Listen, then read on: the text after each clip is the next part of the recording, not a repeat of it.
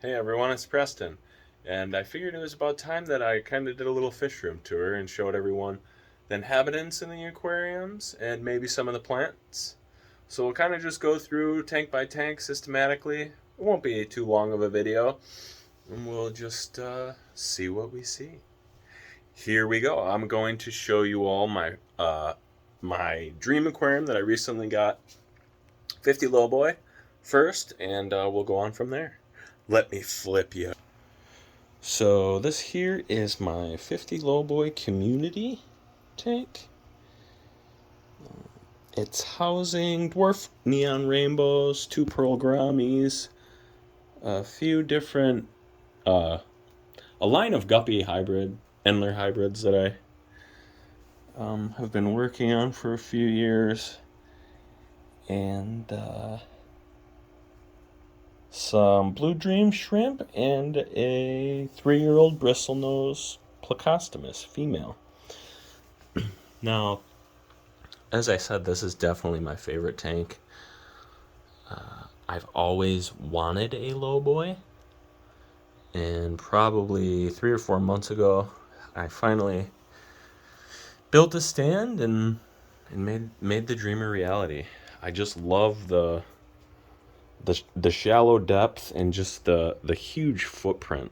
It makes it so easy to get in here and work or do whatever. Here we got a bunch of pilomoss, little pilomoss island with a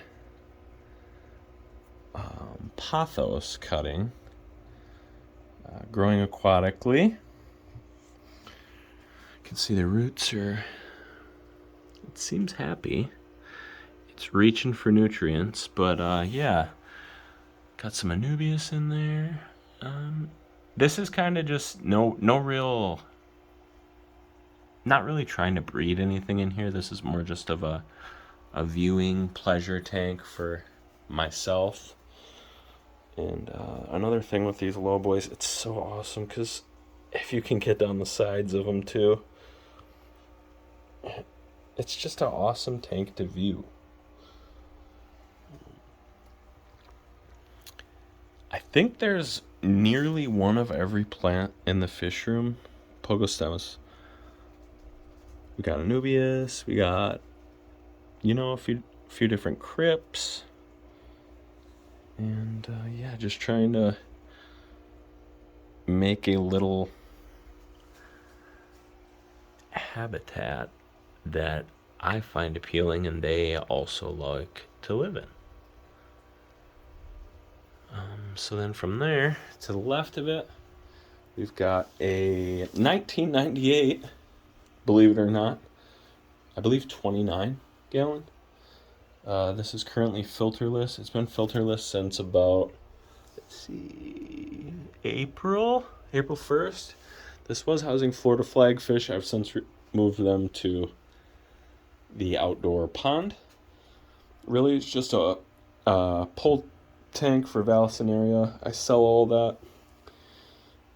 And just pretty much shrimp and snails are really, that's all in here now. From time to time, I will move dwarf neon rainbows into this tank, let them sit for a couple weeks, pull them out, and then yeah, lo and behold, usually I come up with babies, but I've just been having such a terrible time keeping them alive. I don't know what I'm doing wrong with them, but probably just not eating. I'm not sure. So I was like, screw it. I'll turn the filter off. Let it get real dirty and biofilmed, and maybe the next time we'll get some going. And then directly behind us we have the 10-gallon rack.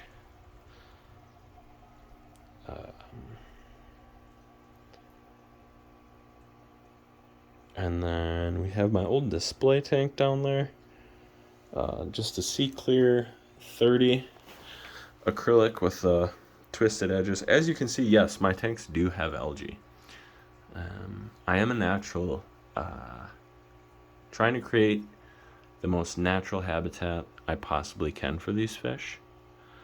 And algae is not a bad thing in my mind. So I let it happen. As you can see, my plants are healthy, I would say, but I'm definitely not an aquascaper. I'm kind of just dog smudges all over this tank. I kind of just let things do what they want.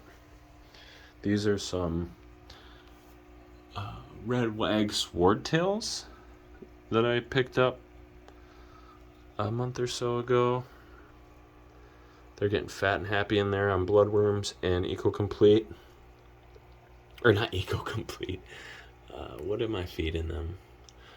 Tetratropical granules and Hikari bloodworms. And then up here we have a whole bunch of celestial Prodanio babies. I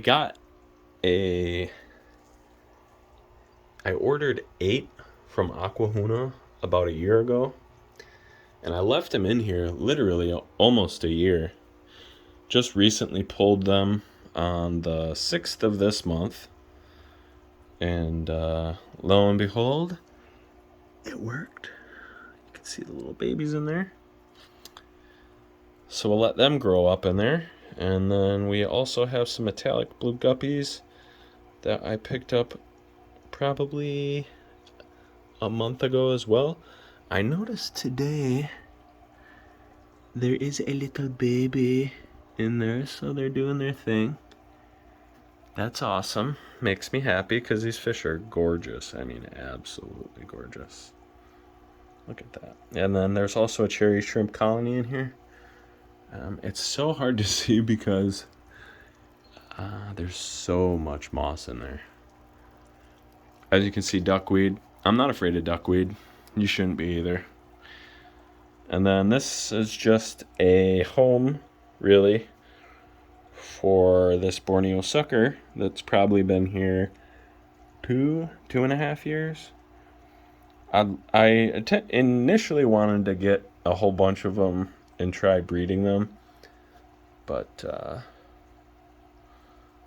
I haven't.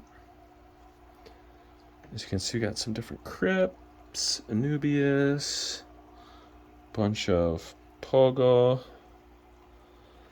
and these tanks are really kind of wild. I let things be much of the time. And then here we have the Blue Dream tank. The numbers, it's kind of like the scene in Jurassic Park where they go to see the T-Rex and they have to feed him a goat and nothing happens. It's hard to get them all to come out, and especially with how frequently I feed, it's hard to. But I think my shrimp numbers aren't doing the best as of late, and I did move quite a few over to the 50 low boy. So, I don't know. Probably need to order some more. And then here are the adult celestial Proldanios with a gorgeous, probably my favorite plant right for the last, I don't know, a year. I've been loving that crypt. But this is just all moss. And a lot of these tanks are filterless. You can see the filters in them, but they're not hooked up. This one does have a little air stone in here. But aside from that, it's just plants and a little bit of agitation. You'll probably never get to see the parents. They're like the most elusive fish I've ever owned. But it's strange because the babies seem to always be out.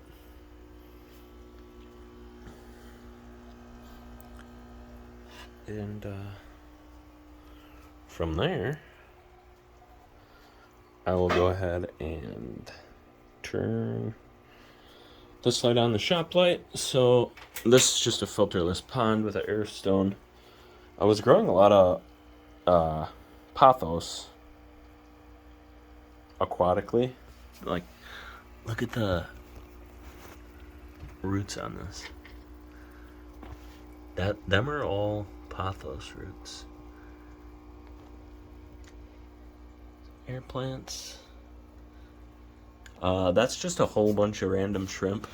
I would love to actually go through it one day and take a look-see, because I'm sure there's some gems in there. But I'm sure there's a lot of wilds too. It's just a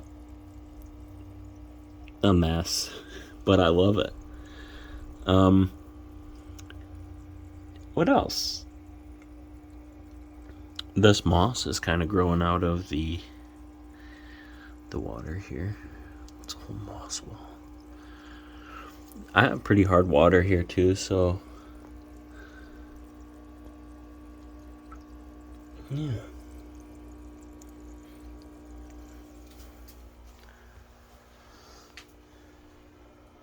Nothing too crazy. I'm really just a hobbyist that maybe took it a little too far. No, not far enough.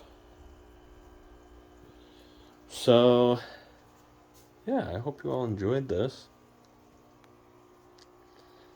If you have any questions, feel free to ask them.